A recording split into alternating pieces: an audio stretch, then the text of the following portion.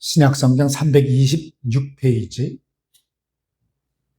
327페이지, 326페이지 그 어간에 있습니다. 18절에서부터 25절까지의 말씀, 저와 여러분이 한 절씩 나누어서 읽겠습니다. 제가 먼저 읽습니다. 아내들아, 남편에게 복종하라. 이는 주 안에서 마땅하니라. 남편들아, 아내를 사랑하며 괴롭게 하지 말라. 자녀들아, 모든 일에 부모에게 순종하라. 이는 주 안에서 기쁘게 하는 것이니라. 아비들아, 너희 자녀를 노엽게 하지 말지니 막지 말까 함이라. 종들아, 모든 일에 육신의 상전들에게 순종하되 사람을 기쁘게 하는 자와 같이 눈가림만 하지 말고 오직 주를 두려워하여 성실한 마음으로 하라. 무슨 일을 하든지 마음을 다하여 주께 하듯 하고 사람에게 하듯 하지 말라. 이는 기업의 상을 주께 받을 줄 아나니 너희는 주 그리스도를 섬기느니라. 불의를 행하는 자는 불의의 보응을 받으리니 주는 사람의 외모를 취함이 심히 없느니라. 아멘. 상전들아, 의와 공평을 종들에게 베풀지니 너희에게도 하늘에 상전이 계심을 알지어다. 아멘. 살아계신 주님의 말씀입니다.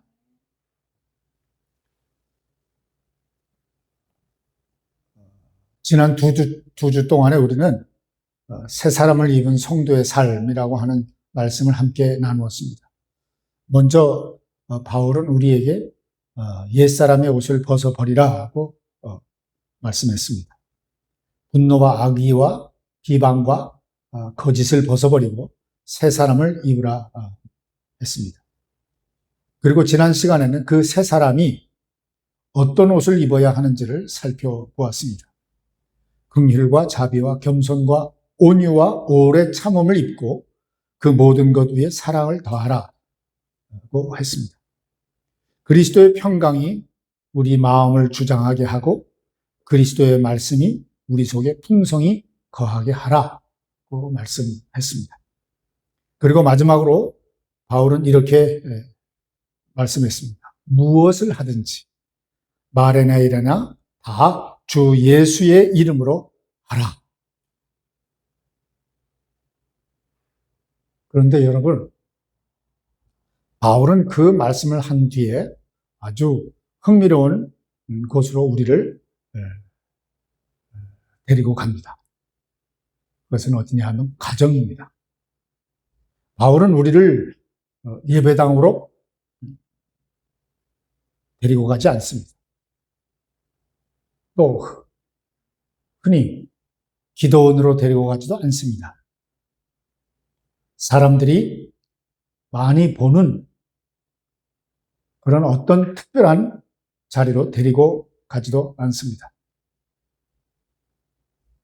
남편과 아내가 함께 살아가는 곳, 부모와 자녀가 부딪히면서 살아가는 곳, 그리고 당시에는 종과 상전의 관계까지 그 일상의 한 부분으로 얽혀있던 바로 그 삶의 자리로 우리를 데리고 갑니다. 왜 그럴까요? 혹시 바울은 우리에게 이렇게 물으면서 요구하고 있는지도 모르겠습니다. 그리스도의 믿음으로 충만해졌다면, 그리스도의 말씀으로 충만해졌다면 이제 그 말씀이 너희 집에서 어떻게 나타나고 있어야 하겠는가? 성도 여러분, 우리는 교회에서는 참 좋은 모습을 보일 때가 많습니다. 저도 그렇고요. 반갑게 인사합니다. 미소를 짓습니다. 또 서로를 존중합니다. 그래서 말도 조심합니다. 감사합니다. 괜찮습니다. 제가 하겠습니다. 그런데 집에 돌아가면 어떤가요? 가장 사랑해야 하는 사람에게 가장 쉽게 화를 내기도 합니다. 왜 그럴까요? 가족은 나를 너무 잘 알기 때문입니다. 그리고 나 역시 가족을 너무 잘 알기 때문이기도 합니다. 가정은 꾸며진 나를 보여주기가 가장 어려운 것입니다. 예배를 얼마나 잘 드렸는가도 중요하지요. 기도를 얼마나 오래 하는가도 참 중요합니다. 성경을 얼마나 많이 아는가도 중요하겠지요. 그러나 그 말씀이 정말 내 안에 들어왔다면 언젠가는 가장 가까운 사람을 대하는 나의 모습에서 나타나야 합니다. 왜냐하면 새 사람의 옷은 주일에 교회에 올 때만 입는 예복이 아니기 때문입니다. 집에 돌아가서도 입고 살아야 하는 옷입니다. 여러분, 오늘 이 말씀을, 오늘 본문의 말씀을 준비하면서 계속 제가 염두에 두고 있는 것은 이 말씀이 저를 향한 말씀이다. 이렇게 정말로 생각하면서 준비했습니다. 평소에도 말씀을 전할 때 설교자는 여러분에게 들려주는 전달자이지만 그것이 자신에게 향하고 있다고 인정을 하면서도 쉽게 지나치는 그런 룰을 범하기도 합니다. 그런데 오늘은 저와 여러분이 함께 말씀 앞에 겸손히 우리를 다 내어놓고 말씀을 경청하시기 바랍니다. 오늘 본문을 읽어보면 아내에게 주시는 말씀이 있고 남편에게 주시는 말씀이 있습니다. 또 자녀에게 주시는 말씀이 있고 부모에게 주시는 말씀이 있습니다. 그리고 당시 가정과 경제생활에 깊이 연결되어 있던 종과 상전에게 주시는 말씀도 있습니다. 그런데 이 말씀을 읽으실 때 어떤 규칙으로만 읽어서는 안 됩니다. 자기 자신에게는 해당되는 말씀이 아닌 다른 사람에게 해당되는 말씀이라고 생각하시면 안 된다는 것입니다. 왜냐하면 오늘 본문에는 모든 관계를 관통하는 한 분이 계시기 때문입니다. 바로 예수 그리스도십니다. 그리스도인의 가정에는 모든 가족이 함께 섬겨야 할 한 분이 계시는데, 주인으로서 계시는 한 분이 계시는데 그분이 바로 예수 그리스도십니다. 이 사실이 분명해지면 가정의 관계가 달라지기 시작할 것입니다. 여러분, 가정이 달라지는 출발점은 상대방이 먼저 달라지는 것이 아닙니다. 가정의 주인이 누구인지를 다시 인정하는 데서부터 시작됩니다. 그때에 새 사람의 삶이 가장 가까운 곳에서부터 나타나기 시작할 것입니다. 오늘 말씀을 통해서 우리의 가정을 한번 돌아보시기를 바랍니다. 부부의 관계를 돌아보고 당시 종과 상전에게 주신 말씀을 통해서 오늘 우리의 일과 책임의 자리까지 살펴보면서 새 사람을 입은 성도가 어떻게 가정을 섬기고 세워가야 하는지 함께 말씀의 은혜 속으로 들어가기를 바랍니다. 제일 먼저 부부는 주님 안에서 사랑과 존중으로 서로 세워야 합니다. 당연한 얘기죠. 당연한데 우리가 그것을 실현해내지 못하고 있습니다. 사도 바울은 새 사람을 입은 성도의 가정 생활을 이야기하면서 가장 먼저 남편과 아내의 관계를 말씀합니다. 18절, 19절입니다. 아내들아 남편에게 복종하라. 이는 주 안에서 마땅하니라. 여러분 당연한 말인데 새삼스럽죠? 그리고 곧 이어서 남편에게도 말씀합니다. 남편들아 아내를 사랑하며 괴롭게 하지 말라. 여러분, 우리가 이 부분을 읽을 때 조심해야 합니다. 왜냐하면 한쪽의 말씀만 따라 떼어 읽으면 본문의 뜻을 오해하기 쉽기 때문입니다. 남편은 18절만 크게 읽고 싶을 수 있습니다. 그렇죠? 아내들아, 남편에게 복종하라. 반대로 아내는 19절을 남편에게도 들려주고 싶을 수도 있을 것입니다. 남편들아, 아내를 사랑하며 괴롭게 하지 말라. 그러나 성도 여러분, 오늘 말씀은 상대방에게 들려주라고 주시는 말씀이 결코 아니라는 것입니다. 먼저 내가 들으라고 주시는 말씀이라는 것입니다. 남편은 아내에게 주신 말씀보다 먼저 자신에게 주시는 말씀을 앞에, 그 말씀 앞에 서야 하는 것입니다. 아내 역시도 남편에게 주신 말씀보다 자신에게 주신 말씀 앞에 서야 하는 것입니다. 그러면 이 말씀은 서로를 통제하기 위한 말씀이 아니라 서로를 세워주는 말씀이 될 것입니다. 특별히 18절에서 놓치지 말아야 할 표현이 있습니다. 그것은 주 안에서입니다. 반복돼서 나오죠. 주 안에서. 바울은 단순히 아내는 남편에게 복종하라고 말하고 그렇게 끝내버리지 않습니다. 이는 주 안에서 마땅하니라. 모든 관계의 중심에는 누가 계시다고요? 우리 주님께서 계시다. 그 중심에 주님을 세웁니다. 그러므로 여기서 말하는 복종을 어떤 인간의 가치나 존엄성의 차이로 이해해서는 안 됩니다. 아내가 남편보다 열등하기 때문에 복종하라는 말씀이 결코 아닙니다. 그리스도 안에서 남편과 아내는 모두 하나님의 사랑을 받은 새 사람입니다. 인정하시죠? 동시에 하나님께서 세우신 가정의 질서 안에서 서로를 존중하고 주님을 바라보면서 함께 가정을 세워가라는 것입니다. 그렇다고 한다면 오늘 우리의 삶에서는 어떻게 나타나야 할까요? 저는 먼저 존중이라고 말하고 싶습니다. 이렇게 멋있게 말하는데 어렵습니다. 부부가 오래 함께 살다 보면 서로를 너무 잘 압니다. 좋은 점도 알고 약점도 알고 어디를 건드리면 상대방이 아파하는지도 잘 압니다.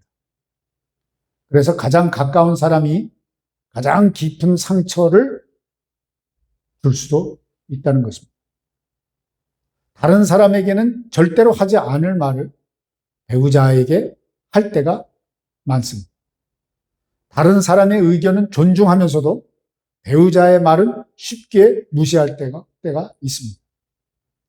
그런 때가 많죠. 제가 주로 아내에게 지적받는 부분입니다. 당신이 뭘 알아? 말해봐야 소용없어. 이런 말들이 한 번, 두 번 쌓이게 되면 서로의 마음의 거리가 생기게 됩니다. 여러분, 새 사람을 입은 부부는 서로의 약점을 이용하지 않습니다. 상대방의 인격을 깎아내리려고 또 그래서 내가 높아지려고 하지를 않는다는 것이죠. 서로를 하나님께서 내 곁에 세워주신 귀한 사람으로 바라보게 되어야 합니다. 제 아내가 크게 아멘하죠. 그리고 바울은 남편에게 아주 분명하게 말합니다.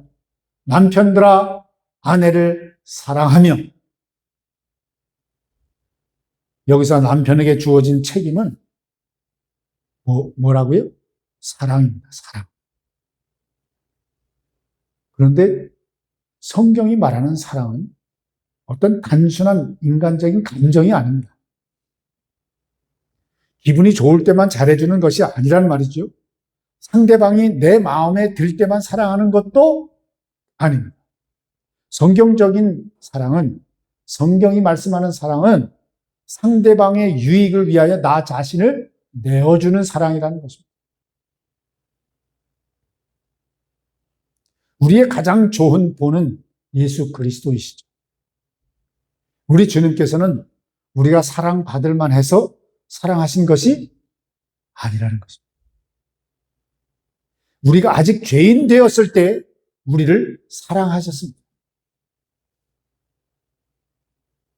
우리에게 먼저 손을 내미셨고 십자가에서 자신을 다 내어주셨습니다. 그러므로 그리스도인의 남편이 아내를 사랑한다는 것은 단순히 말로 사랑해라는 말을 자주 하는 것보다 훨씬 더 깊은 것입니다. 아내의 마음을 살피는 것입니다. 아내의 이야기를 들어주는 것이겠죠. 또 아내가 힘들 때에 함께 짐을 지는 것입니다.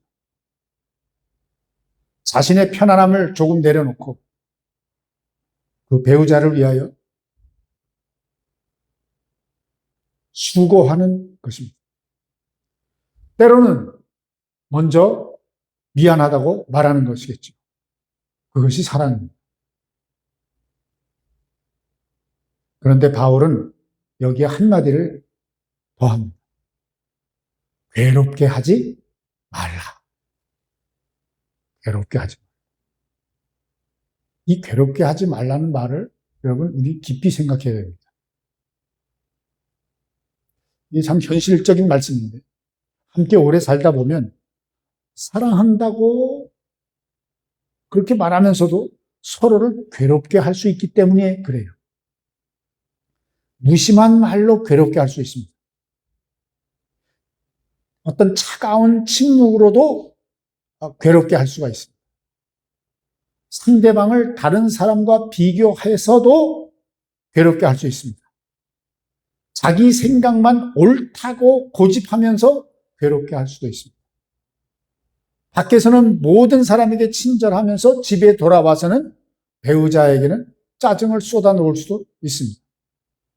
그래서 바울이 말하는 것입니다. 괴롭게 하지 마라. 성도 여러분, 우리가 밖에서 받은 스트레스를 마음껏 쏟아놓는 장소가 아닙니다. 가정은 그런 데가 아닙니다. 가정은 서로의 상처를 더 깊게 만드는 곳이 아니라 서로의 상처를 품어주고 풀어주는 곳이어야 한다. 이렇게 생각이 드는 것입니다. 세상에서 지친 사람이 집에 돌아왔을 때 그래도 우리 집에 오니까 마음이 놓인다. 그렇게 느낄 수 있어야 하는 것이 가정이라는 것입니다.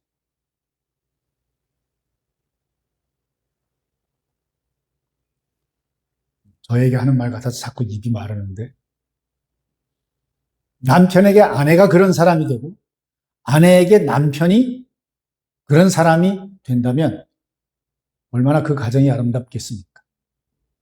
생각해보면 부부는 참 살아볼수록 신비한 관계입니다. 서로 다른 두 사람이 만나는 것이죠. 자라온 환경도 다릅니다. 생각도 달라요. 성격도 다릅니다. 생각하는 방식도 틀려요. 한 사람은 말을 많이 해야 마음이 풀리는데 다른 사람은 조용히 있어야 마음이 풀릴 수도 있습니다.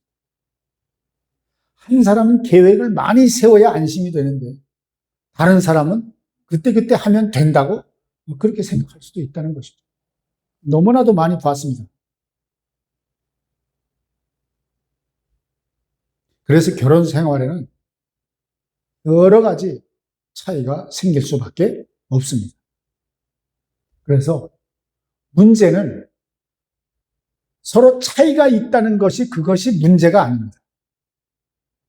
그 차이를 어떻게 대하는가가 중요하겠죠. 옛사람은 차이를 만나면 상대방을 바꾸려고 합니다. 내 마음에 안 드니까. 그러나 새 사람은 다르게 생각합니다. 하나님께서 왜 다른 이 사람을 내 곁에 두셨을까? 이것을 생각한다는 거예요. 그렇겠죠? 새 사람이라면. 그러면서 서로를 통해 배우고 자신의 부족함을 발견하고 조금씩 그리스도를 조금씩 닮아가는 것입니다. 보이지 않는 변화. 어쩌면 그래서 하나님께서는 결혼을 통하여 배우자를 바꾸시기 전에 나를 먼저 변화시키고 계시는지도 모릅니다. 상대방의 부족함을 통해서 나에게 오래 참음을 가르치시고 상대방과의 차이를 통해서 또 겸손을 배우게 하시고 때로는 용서를 통해서 십자가의 사랑을 배우게도 하십니다. 그러므로 부부 사이에 갈등이 생길 때 새 사람을 입은 부부는 서로를 이기는 사람이 아닙니다. 결혼 초기에는 그러죠. 아니 뭐 초기가 아니죠. 오래 살았어도 그러려고 하는 마음이 남아 있습니다. 그러나 새 사람은 서로를 이기는 것이 아니라 살리는 사람입니다.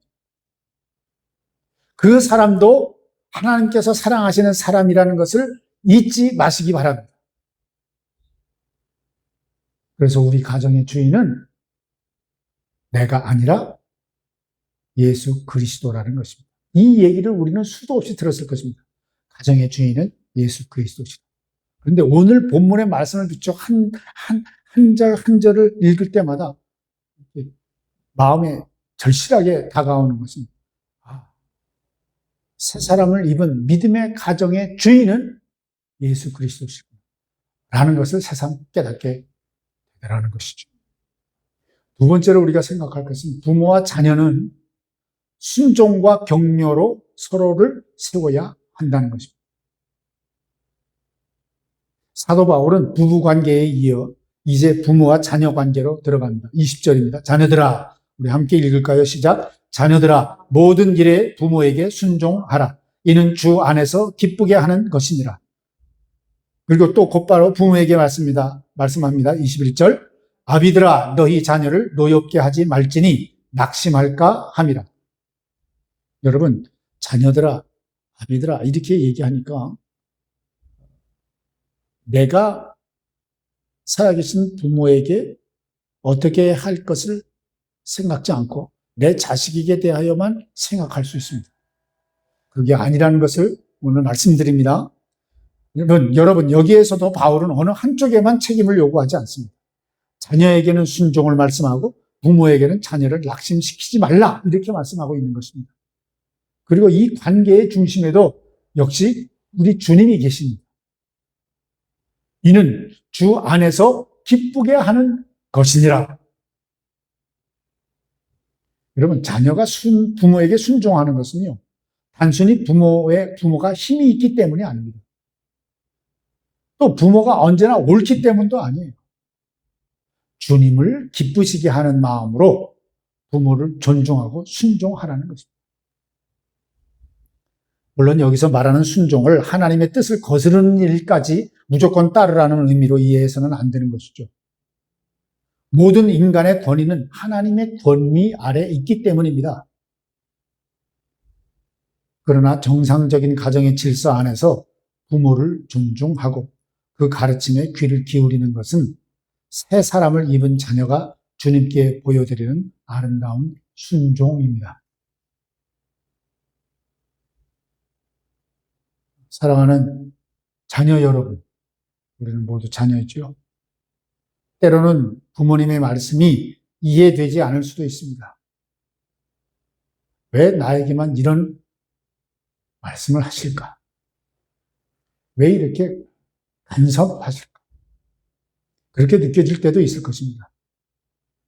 그러나 시간이 지나고 나면 알게 되는 것들이 있습니다. 그것은 부모님의 모든 판단이 완벽했던 것은 아니지만 그 많은 말씀 속에는 그저 자녀가 잘 되기를 바라는 마음이 담겨 있었다는 것을 아시기 바랍니다. 그러므로 부모를 공경하고 말씀에 귀를 기울이고 할 수 있는 범위 내에서 기쁨으로 순종하는 것은 단지 부모님을 기쁘게 하는 일이 아니라는 것을 지금 바울이 말하고 있는 거예요. 주 안에서 기쁘게 하는 것이니라. 부모님에게 하는 순종을 주님께 드리는 순종으로 받아주신다는 것이에요. 그런데 여러분, 여기서 바울이 부모에게 주는 말씀을 주목해야 합니다. 자녀에게 순종하라고 말한 뒤에 부모에게는 이렇게 말합니다. 너희 자녀를 노엽게 하지 말지니 낙심할까 함이라. 이 말씀에 바울의 목회적인 마음이 담겨 있어요. 바울은 자녀의 행동만 보고 있지 않습니다. 자녀의 마음을 보고 있습니다. 어떻게 해요? 그가 낙심할까 함이라. 하나님께서는 아이의 행동뿐 아니라 그 아이의 마음까지 보고 계십니다. 부모된 여러분, 우리는 모두 자녀가 잘 되기를 바랍니다. 그래서 가르치지요. 잘못하면 책망도 합니다. 때로는 엄하게 훈계하기도 합니다. 그것은 부모의 책임입니다.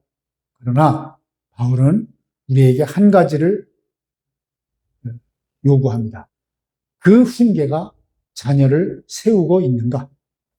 아니면 마음을 꺾고 있는가?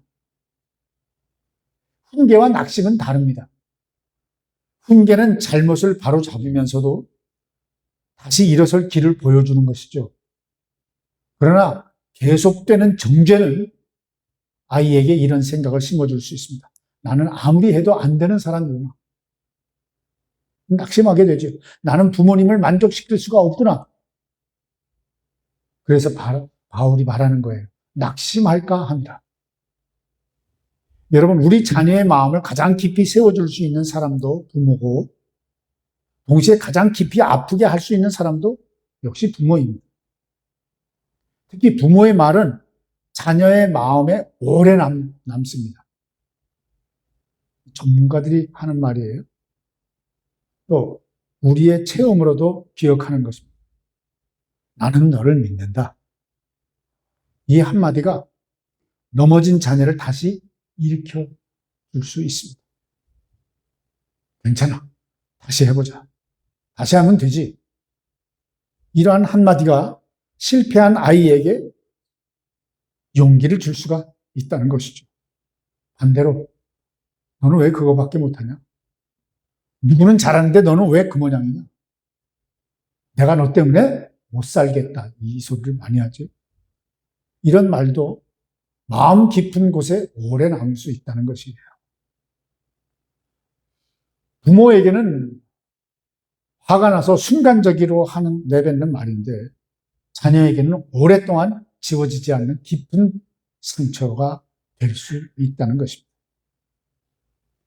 성도 여러분, 자녀는요, 부모의 작품이 아닙니다. 우리는 흔히 그렇게 살아가죠. 자녀는 하나님의 사람이라는 거예요. 하나님께서 잠시 우리에게 맡겨주신 귀한 생명이라는 거예요. 그러므로 부모의 사명이라고 하는 것은 내 자녀를 내가 원하는 모습으로 만들어가는 것이 아니라 하나님께서 그 아이에게 주신 모습을 우리가 발견하고 믿음 안에서 세워주는 것입니다. 우리 자녀의 주인은 우리 부모가 아니기 때문에 주님이십니다. 그러므로 부모는 자녀를 소유하는 사람이 아니라 하나님께서 맡기신 생명을 섬기는 청지기라는 사실을 꼭 기억하시기 바랍니다. 그리고 사랑하는 자녀 여러분, 부모 역시 완성된 사람이 아니라는 것을 기억하십시오. 이건 평생 그런 것 같아요. 부모 역시 완성된 사람이 아니에요. 부모도 처음 부모가 된 것입니다. 그래서 때로는 서툽니다. 때로는 여러분을 사랑한다고 하면서도 그 사랑하는 표현을 하는 그 방법이 아주 부족할 수 있습니다. 그러므로 부모의 부족함만을 바라보기보다 그분들을 위해서 기도하시기 바랍니다. 그리고 부모를 공경하십시오. 부모와 자녀가 서로를 향하여 함께 주님을 바라보았으면 좋겠습니다. 자녀는 주님을 바라보며 순종하고 부모는 자녀를 바라보면서 사랑으로 양육하는 것입니다. 그러면 가정은 명령과 통제만 있는 것이 아니라 격려와 축복이 흐르는 곳이 되기를 축원합니다. 마지막 세 번째로 모든 관계의 참된 주인은 그리스도십니다. 사도 바울은 이제 부부와 부모, 자녀 관계에서 한 걸음 더 나아가서 당시 가정생활과 경제생활에 깊이 연결되어 있던 종과 상전의 관계를 다룹니다. 22절입니다. 함께 읽습니다. 시작. 종들아 모든 일에 육신의 상전들에게 순종하되 사람을 기쁘게 하는 자와 같이 눈가림만 하지 말고 오직 주를 두려워하여 성실한 마음으로 하라. 아멘. 오늘 우리에게 이 말씀은 조금 낯설게 들립니다. 당시 로마 사회의 종과 상전의 관계를 보면 오늘날의 고용주, 고용인 관계와 동일하지 않기 때문에 그래요. 종들은 자유가 아주 제한된 신분이었고 주인의 가정과 경제 생활 안에서 깊이 편입되어서 살아가는 경우가 많았습니다. 그래서 이 말씀을 단지 오늘날의 그 직장 생활에 그대로 옮겨놓는 데에는 우리가 여러 가지로 주의가 필요합니다. 동시에 성경이 당시의 모든 사회 제도를 이상적인 것으로 승인한다고 이해해서도 안 된다는 것입니다. 그런데 놀라운 것은 사도 바울이 그 시대의 현실 한가운데 이 복음을 가져다가 놓는다는 사실입니다. 바울은 종에게만 말하지 않고 있습니다. 4장 1절에서는 상전에게도 명령합니다. 상전들아 의와 공평을 종들에게 베풀지니 너희에게도 하늘의 상전이 계심을 알지어다. 여러분 이 말씀 안에는 당시 사회의 이 상식을 뒤흔드는 놀라운 복음의 원리가 담겨 있어요. 세상에서는 종에게 주인이 있었습니다. 그러나 바울은 상전에게 말하기를 당신에게도 주인이 계십니다. 이렇게 선포하고 있는 거예요. 땅에서는 누군가를 부리는 위치에 있을지 모르지만 하늘의 주님 앞에서는 그 사람 역시도 하나님의 다스림을 받는 사람이라는 것입니다. 그러므로 어느 누구도 다른 사람을 자기 마음대로 대할 수 없다는 것이죠. 여기서 우리는 오늘 본문 전체를 관통하는 한 가지 사실을 발견하게 됩니다. 아내에게도 주님이 계십니다. 남편에게도 주님이 계십니다. 자녀에게도 주님이 계십니다. 부모에게도 주님이 계신다는 것이죠. 종에게도 주님이 계시고 상전에게도 그 위에 계신 주님이 계시다는 것입니다. 그러니까 모든 관계의 중심에는 예수 그리스도께서 계시다는 사실을 잊지 말아라 하는 것입니다. 그런데 사도 바울은 종들에게 아주 중요한 신앙의 원리를 우리에게 가르쳐 줍니다. 사람을 기쁘게 하는 자와 같이 눈가림만 하지 말라. 눈가림이라고 하는 말은 참 생각해 보면 굉장히 현실적입니다. 누군가 보고 있을 때만 열심히 하는 것이죠. 주인이 보고 있을 때는 부지런히 일하다가 보지 않으면 대충 하는 것입니다. 옛날에도 그랬던 모양이죠. 칭찬받을 것 같으면 열심히 하고 아무도 알아주지 않으면 성의 없이 하는 것입니다. 그러나 새 사람을 입은 성도는 알아야 한다는 것입니다. 왜 그렇죠? 사람이 보지 않아도 누가 보시기 때문에 우리 주님께서 보고 계시기 때문에. 그래서 사도 바울은 23절에서 아주 유명한 말씀을 합니다. 무슨 일을 하든지 마음을 다하여 주께 하듯 하고 사람에게 하듯 하지 말라. 여러분, 이 말씀은 우리 일상을 완전히 바꿔버립니다. 우리는 때때로 일을 나누지요. 이것은 거룩한 일, 저것은 세상적인 일. 이원론적으로. 예배를 드리는 것은 거룩하고, 기도하는 것은 거룩하고, 교회에서 봉사하는 것을 거룩하다고 그렇게 생각을 합니다. 그러나 우리가 일상에서 밥을 짓고 청소하고 직장에서 서류를 작성하고 가게 문을 열고 손님을 대하고 농사를 짓고 가족을 돌보는 그러한 것은 그냥 생활이라고 생각할 수 있습니다. 그런데 바울은 말합니다. 무슨 일을 하든지. 지난 본문 17절에서도 우리가 들었던 말씀이죠. 무엇을 하든지 말에나 일에나 다 주 예수의 이름으로 하고, 그리고 오늘 다시 말합니다. 무엇을 하든지 마음을 다하여 주께 하듯 하라. 왜 이렇게 반복하고 있는 것일까요? 세 사람의 신앙에는 주님의 일이 따로 있고 내 일이 따로 있는 것이 아니기 때문입니다. 주님을 모시고 하는 일이라면 평범한 일상도 하나님께 드리는 섬김이 될 수 있습니다. 저는 이 부분을 준비하면서 서두에도 말씀드렸다시피 제 자신을 향해서 계속 리마인드를 했습니다. 어머니가 가족을 위해 밥을 짓습니다. 아무리 알아주지 않을 수도 있죠. 아버지가 가족을 위해서 묵묵히 일합니다. 누구도 그 수고를 다 알아주지 못할 수 있습니다. 자녀가 자기에게 맡겨진 일을 성실하게 감당합니다. 직장에서 누군가가 아무도 보지 않는 곳에서 정직하게 일합니다. 사람들이 몰라줄 수도 있습니다. 그러나 누가 하신다고요? 주님께서 하신답니다. 그래서 24절에서 바울이 말하는 것입니다. 이는 기업의 상을 주께 받을 줄 아나니 너희는 주 그리스도를 섬기느니라. 아멘. 여러분, 이 말씀이 얼마나 좋습니까? 여러분께 힘이 되지 않으신가요? 너희는 주 그리스도를 섬기느니라. 종은 세상의 눈으로 보면 사람을 섬기고 있었습니다. 그러나 바울은 우리에게 그들의 삶을 전혀 다른 눈으로 보게 하십니다. 너희가 궁극적으로 섬기는 분은 사람이 아니다. 주 그리스도를 섬기는 것이다. 여러분, 이 사실을 알면 일이 달라질 것입니다. 사람의 칭찬에만 매이지 않죠. 알아주지 않는다고 쉽게 낙심하지도 않을 것입니다. 보이지 않는 자리에서도 얼마든지 정직할 수 있습니다. 왜냐하면 내가 섬기는 궁극적인 대상은 사람이 아니라 주님이시기 때문에 그렇습니다. 하지만 바울은 여기에서 약한 위치에 있는 사람에게만 성실을 요구하지 않습니다. 이게 굉장히 중요한 거예요. 4장 1절에서 상전에게도 말씀합니다. 상전들아, 의와 공평을 종들에게 베풀라. 권한을 가진 사람에게는 그 권한을 자기 마음대로 사용하지 말라고 말씀하시는 것입니다. 힘이 있다고 함부로 대하지 말라는 것이죠. 자신의 이익을 위하여 약한 사람을 이용하지 말라는 것입니다.